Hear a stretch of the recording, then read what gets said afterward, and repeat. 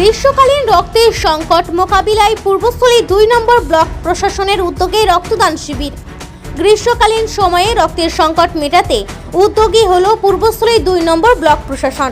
সোমবার পূর্বস্থলী 2 নম্বর ব্লকের পাটুলির বিডিও অফিসে কমিউনিটি হলে একটি স্বেচ্ছায় রক্তদান শিবিরের আয়োজন করা হয়। এই রক্তদান শিবিরে বিডিও অফিসের বহু কর্মী অংশগ্রহণ করেন। পাশাপাশি পূর্বস্থলীর একটি স্বেচ্ছাসেবী সংস্থার আহ্বানে বেশ কয়েকজন স্বেচ্ছায় রক্তদান করেন। শিবিরে রক্ত সংগ্রহের দায়িত্ব ছিল কানলা ব্লাড ব্যাংক। আয়োজন সূত্রে জানা গিয়েছে মোট 29 জন রক্তদাতা স্বেচ্ছায় রক্তদান করেন। গ্রীষ্মকালে রক্তের চাহিদা বৃদ্ধি পাওয়ায় এই ধরনের উদ্যোগ রক্ত ভাণ্ডারের ঘাটতি পূরণে গুরুত্বপূর্ণ ভূমিকা পালন করবে বলে মনে করছেন আয়োজকেরা। ব্লক প্রশাসনের পক্ষ থেকে রক্তদাতাদের ধন্যবাদ জানানো হয় এবং ভবিষ্যতেও সাধারণ মানুষকে স্বেচ্ছায় রক্তদানে এগিয়ে আসার আহ্বান জানানো হয়।